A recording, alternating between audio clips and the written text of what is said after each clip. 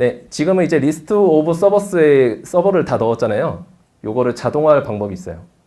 지금은 되게 불편했죠. 뭔가 좀 그랬어요. 근데 이제 뭔가 클라우드 네이티브한 방법이 아니었죠. 설정에 뭔가 서버의 위치를 설정해 놓고 거기 그 설정을 계속 바꿔야 되는. 근데 클라우드 네이티브하게 하려면은 즉 서버가 언제든지 추가될 수 있고 언제든지 서버가 제거될 수 있고 그리고 서버가 새롭게 시작됐을 때만 로드 밸런싱을 넣어야 되고 그리고 종료됐을 때 그때 로드 밸런싱 빼야 되고 그런 방법이 없을까라는 고민에서 넷플릭스에서 유레카를 넣었습니다. 네, 일단 이 유레카라는 게 그 좀 더 큰 의미로 보면은 서비스 레지스트리라고 해요. 그래서 서비스 레지스트리의 가장 큰 강자는 컨설이죠. 뭔가 이제 그 쿠버네티스 기반의 뭔가 할 때도 막 컨설을 통해서 막 한다고 들었는데 근데 넷플릭스의 유레카도 저희는 넷플릭스 유레카를 선택했죠. 저것도 마찬가지로 되게 강력합니다. 그래서 서비스의 탐색, 서비스의 등록과 탐색, 제거 이런 부분들을 하는 게 서비스 레지스트리고요. 이거는 클라우드 환경에서의 전화번호부라고 보시면 됩니다. 뭔가 저희가 프로덕트라는 그 이름으로 뭔가 서버들을 찾았잖아요. 그런 식으로 전화번호를 볼 수 있고 하지만 이거를 하려면은 코드를 좀 변경해야 된다는 단점이 있는데 그거는 뭐 엄청 크진 않은 것 같고요. 그래서 스프링 클라우드에서는 그 요것들을 서비스 레지스트리라는 거를 추상화했어요. 추상화해서 디스커버리 클라이언트라는 거를 제공을 해주고 있습니다. 추상화했다는 거는 이 인터페이스로 뺐다는 얘기거든요. 그러니까 디스커버리 클라이언트라는 인터페이스만 저희가 사용을 할 때 뭔가 그거를 리소스에 뭔가 뭔가 빌드 정글애들의 뭐를 다른 거를 추가한다든가 아니면 어떤 임플리먼테이션을 충분히 바꿀 수 있는 아주 간단히 바꿀 수 있습니다. 예를 들면은 뭐 넷플릭스 유레카를 쓰다가 저희가 갑자기 컨설을 쓰고 싶어요. 그럴 때도 저희 코드는 변하는 게 없어요. 왜냐하면은 디스커버리 클라이언트가 그 부분을 추상화해 줬기 때문에 아주 간단하게 사용할 수 있습니다.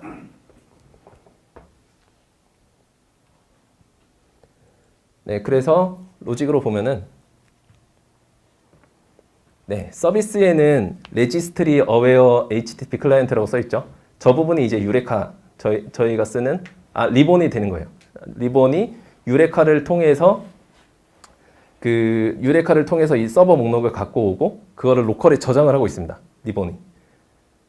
유레카가 로컬에 저장을 하고 있고요. 이 서비스 목록을 주기적으로 갖고 와서 유레카의 그 서비스 목록을 저장을 하고 있고 서비스에서 실제로 호출할 때는 그 유레카를 통해서 라운드 로빈으로 혹은 따로 리본에 설정한 룰을 통해서 이렇게 호출을 로드 밸런싱을 하게 됩니다.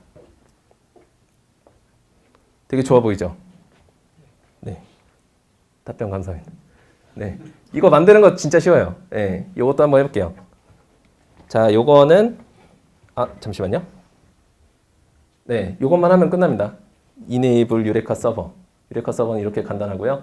그리고 유레카 서버를 레지스트리로 선택한 레지스트리 어웨어 클라이언트를 만드는 것도 이렇게 간단합니다. 그냥 enable 유레카 클라이언트만 하시면 돼요. 그리고 아까 저희가 유레카 서버를 만약에 띄웠다면은 이렇게 그 주소를 어플리케이션 야물에다가 적어주면은 끝납니다. 실습 전에 요거 한 번만 설명드릴게요. 네, 그래서 이게 절차가 이래요. 내가 유레카 클라이언트예요.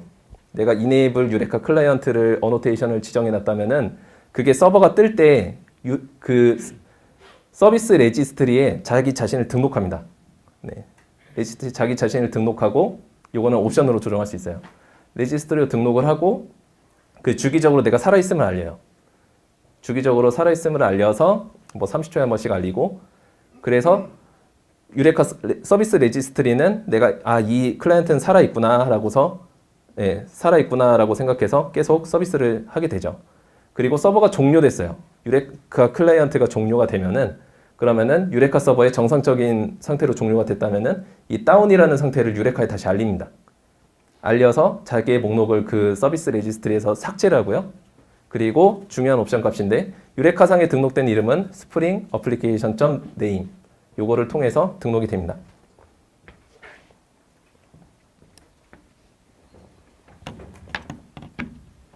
네, 요거 한번 해볼게요. 자, 앞에 못 따라가셨던 분들은 이 스텝 4로 오시면 됩니다. 네, 지금은 좀 설정을 해야 돼서 저도 바로 갈게요. 스텝 4로.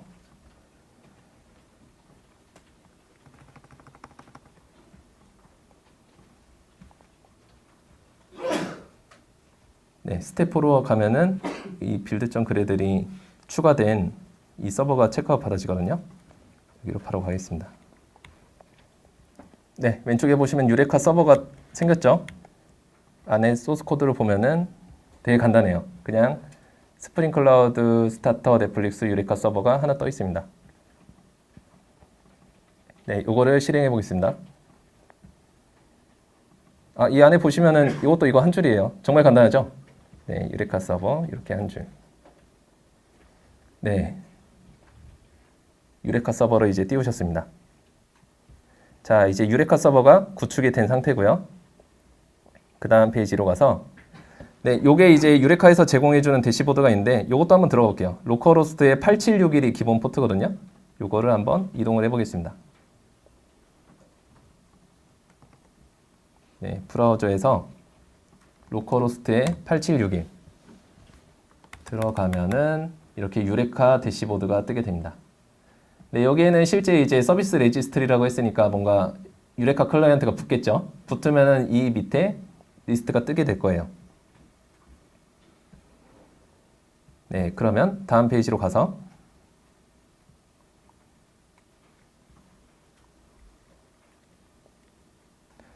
네, 유레카 클라이언트에 적용하는 것도 엄청 간단합니다. 자, 빌드.그래들의 프로덕트에 가서 빌드.그래들의 유레카 클라이언트를 넣을게요.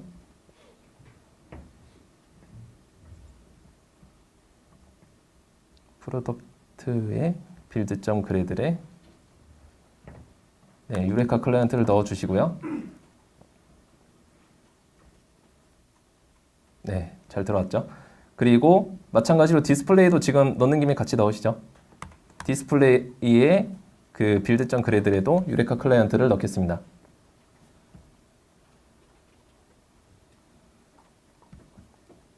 그리고 이 두 서버에서 enable 유레카 클라이언트를 어플리케이션 위에 붙이시면 됩니다. 자, 이것도 지금 두 개 다 동시에 해보겠습니다. 자, 디스플레이 어플리케이션에서 유레카 클라이언트 enable 유레카 클라이언트를 붙이시고요. 그리고 프로덕트에 가서도 프로덕트 어플리케이션에서 마찬가지로 enable 유레카 클라이언트를 붙이겠습니다.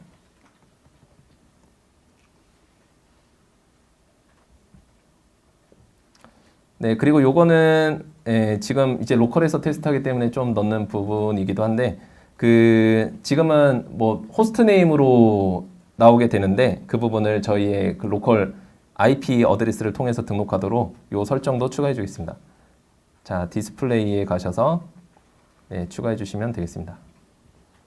디스플레이에 어플리케이션 야물에서 또 맨 밑에 추가하죠. 유레카 인스턴스였나? 네, 프리퍼 IP 어드레스를 true였나요? 네, true로 해주시면 됩니다. 유레카의 인스턴스에 프리퍼 IP 어드레스를 true로. 네, 마찬가지로 프로덕트에 가서도 똑같이 해주시면 됩니다. 어플리케이션 야물에서 네, true로 바꾸시면 됩니다. 네, 이제 서버를 재구동해 볼게요. 유레카 서버 말고 디스플레이 어플리케이션이랑 프로덕트 어플리케이션을 한번 띄워보겠습니다. 네, 그럼 유레카에서 한번 새로 고침 해볼까요? 자, 다들 이렇게 뜨셨나요? 네, 제 거의 인스턴스에 그 어플리케이션 네임의 디스플레이라고 했던 그 디스플레이는 8081로 이렇게 유레카에 들어갔고요. 그리고 8082로 뜬 유레카의 레지스트리에 등록이 됐습니다.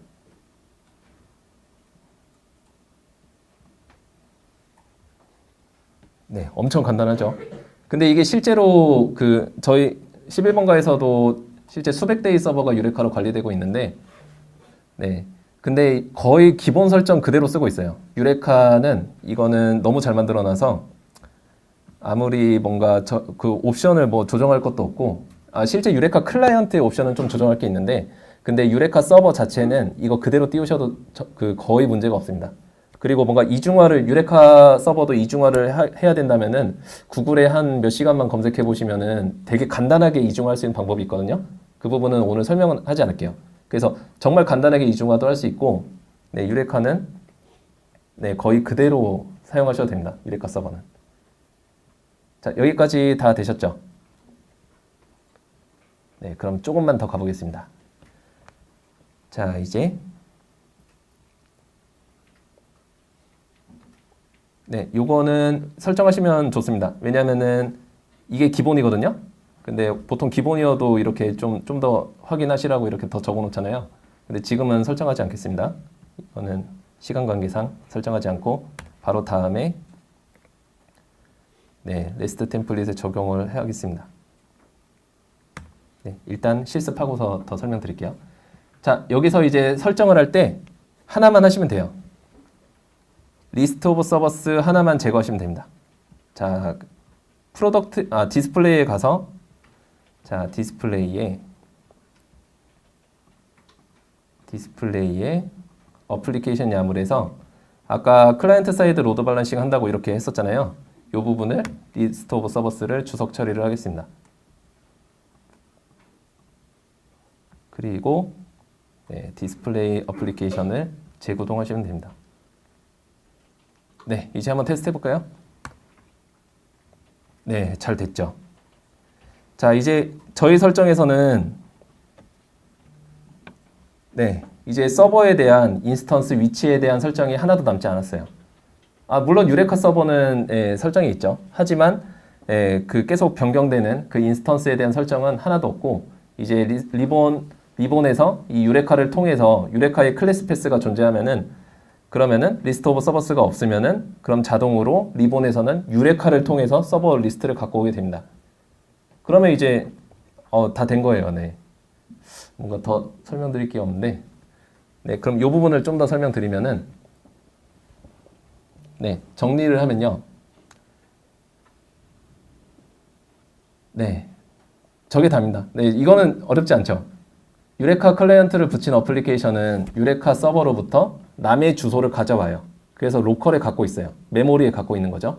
메모리에 갖고 있으면서 리본에서는 그 메모리에 있는 유레카 클라이언트들의 주소를 통해서 라운드 로빈으로 로드 밸런싱을 합니다.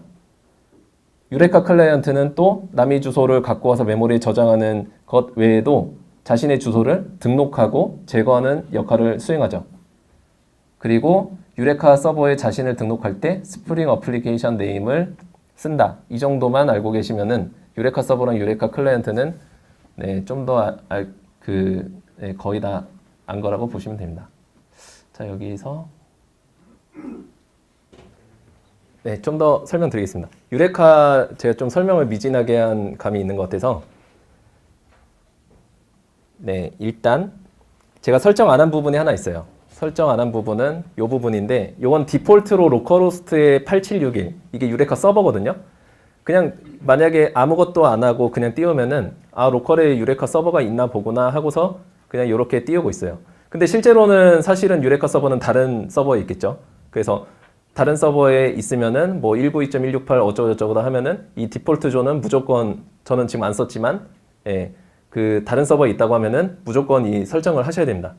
그래서 뭐 192.168 뭐 이렇게 해서 유레카 이렇게 설정을 하셔야만 되고요. 그 이중화는 뭐 어렵지 않아서 제가 설명을 안 드린 거고요. 이중화 하셔야죠. 이거 하나만, 그 유레카가 어떻게 보면은 전체 MS에서 되게 중요한 부분이기 때문에, 네, 그래서 꼭 이중화를 하셔야 됩니다. 근데 어렵지 않습니다, 상당히. 그리고 하나 예제를 더 살짝만 보여드리면은 프로덕트 어플리케이션을 하나 더 띄워볼게요. 그 하나만 있어서 아직 감이 안 오시는 것 같아서, 자, 프로덕트 어플리케이션에 네, 여기서 설정 바꾸시면 되는데, 자, 듀플리케이트를 해서 하나를 더 띄우겠습니다. 하나를 더 띄우는데 이름을 뭐 8083으로 할게요. 여기서 서버 더 띄우려면은 그 포트를 환경 변수를 바꾸려면 -D로 해서 바꾸면 간단하죠. 포트를 8083으로 해서 하나 띄워보겠습니다.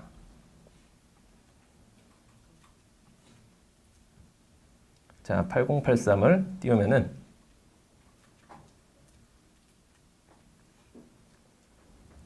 어떻게 될까요? 자, 유레카 서버가 올라가면서 유레카 클라이언트가 올라가면서 여기 하나가 더 뜨죠.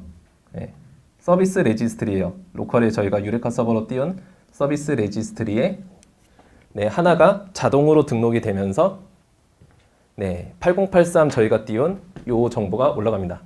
그리고 이 유레카 클라이언트가 좀 혁신적이고 좋은 부분은 클라이언트의 이 서버 리스트를 30초에 한 번씩 로컬에다가 계속 동기화를 한다는 부분이에요.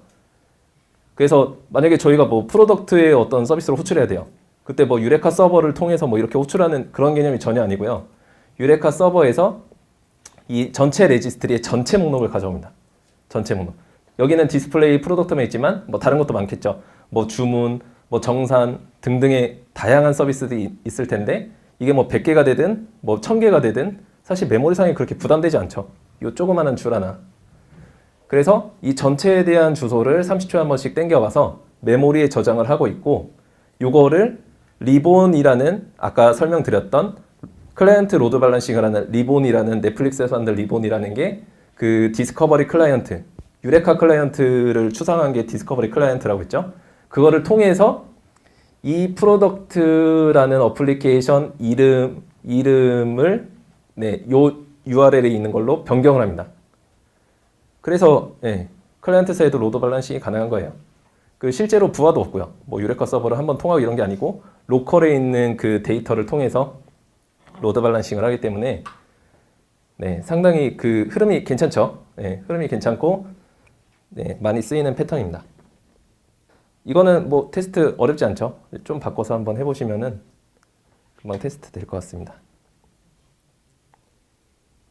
네, 여기서 마찬가지로 뭐 서버 죽이면은 이 안에서 자동으로 빠지고 하는 부분들은 한번 집에 가셔서 한번 테스트 해보시면 좋을 것 같아요.